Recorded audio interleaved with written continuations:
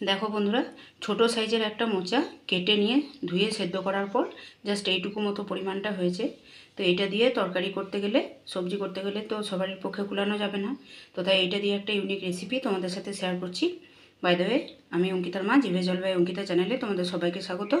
তো দেখতে থাকো ভিডিওটা প্রথম থেকে শেষ পর্যন্ত। তো এখন এই মোচা সেদ্ধটা আমি মিক্সির জারের মধ্যে নিয়ে নেব।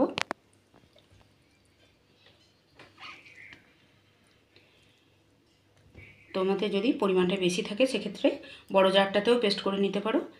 আমি মিক্সিতে পেস্ট করে নিয়ে ফিরে আসছি। মোচাটা একদম স্মুথ একটা পেস্ট করে নিয়েছি। একটা বাটির মধ্যে আমি ঢেলে নেব।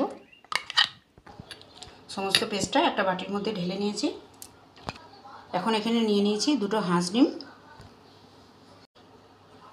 হাঁসের ডিম দুটো এর মধ্যে ভেঙে দিয়ে দেবো। মোচা পেস্টটা আর দুটো ডিম দিয়ে খুব ভালোভাবে ফেটিয়ে নেব। এখানে বন্ধুরা আমি দুটো হাঁস ডিম দিলাম, তোমরা চাইলে কিন্তু ডিমটা আর একটু বেশি দিতে পারো। তো আমি মোচার পরিমাণ অনুযায়ী ডিমটা দিলাম। তোমাদের যদি বেশি পরিমাণে থাকে সেক্ষেত্রে বাইন্ডিংয়ের জন্য কিন্তু ডিমটাও বেশি লাগবে। আমার হাঁসের ডিম ছিল তাই আমি হাঁস ডিম দিলাম। তোমরা চাইলে কিন্তু পোলট্রি ডিমও ইউজ করতে পারো। খুব ভালোভাবে ডিম আর মোচা মিশিয়ে নিয়েছি। এখন এর মধ্যে দিয়ে দিচ্ছি স্বাদ মতো লবণ, দিয়ে দিচ্ছি 1 চিমটে মতো গরম মশলা গুঁড়ো। লবণ আর গরম মশলা গুঁড়ো দিয়ে আবার একবার ভালোভাবে মিশিয়ে নেব। একটা ছোট টিফিন বক্সের মধ্যে সরষের তেল গুলিয়ে নিচ্ছি। টিফিন বক্সের মধ্যে পুরো মিশ্রণটা আমি ঢেলে দেবো।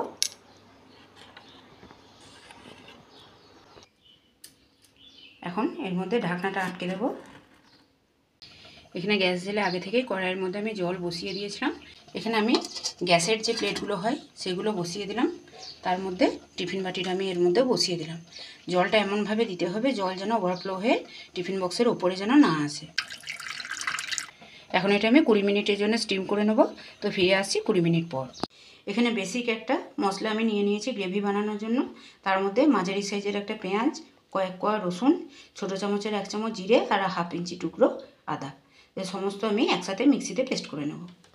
20 মিনিট পর টিফিন বক্সটা খুলে নিয়ে আমি ধোকাগুলো বের করে এরকম পিস করে কেটে নিয়েছিলাম। এখন ভেজে নিচ্ছি। খুব হালকা হাতে ভাজতে হবে বন্ধুরা, তা না হলে কিন্তু ভেঙে যেতে পারে। তো দেখো ভাজা আমার কমপ্লিট হয়ে গেছে। গায়ে এরকম সোনালি কালার চলে আসলে জানবে ভাজা হয়ে গেছে। এখন এগুলো তুলে নেব। এর মধ্যে দিয়ে দিলাম সাদা তেল, আর যে মশলাটা দেখিয়েছিলাম সেটা পেস্টটা দিয়ে দিচ্ছি। মশলাটা আমি আবার একবার বলে দিচ্ছি।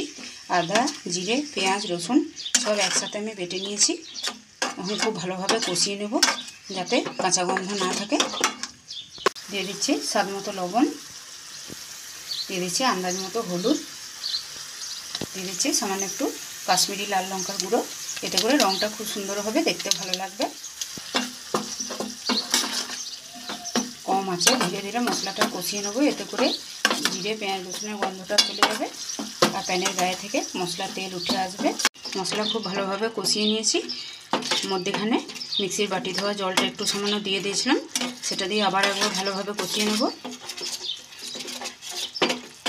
মশলা একদম ভালোভাবে কষিয়ে নিয়েছি। এরপর দিয়ে দেবো সামান্য একটু জল।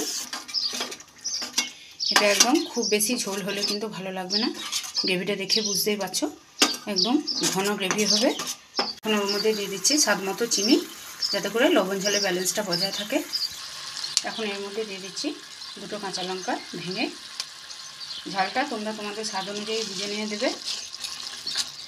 দিয়ে দিচ্ছি যে ধোকাগুলো আমি ভেজে রেখেছিলাম।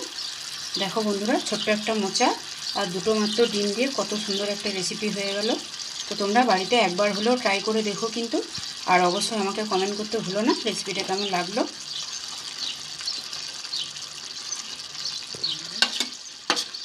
গ্রেভির মধ্যে খুব বেশিক্ষণ দিয়ে রাখবো না, একটু উল্টে পাল্টে নেব।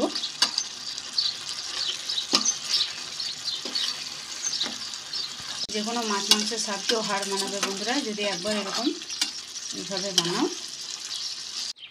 গ্রেভির মধ্যে ধোকাগুলো দিয়ে ফুটিয়ে নিয়েছি। এখন এর মধ্যে দিয়ে দিচ্ছি সামান্য একটু সানরাইজ শাহি গরম মশলা। এতে করে খুব সুন্দর সুগন্ধ উঠবে একটা। তো তোমরা এখানে চাইলে ধনেপাতাও দিতে পারো, কসুরি মেথিও দিতে পারো। তো আমার আজকের রেসিপি এই পর্যন্তই। ফিরে আসছি আবার অন্য কোনো দিন অন্য কোনো জিভে জল আনা রেসিপি নিয়ে। তো সবাই ভালো থেকো, সুস্থ থেকো, টাটা।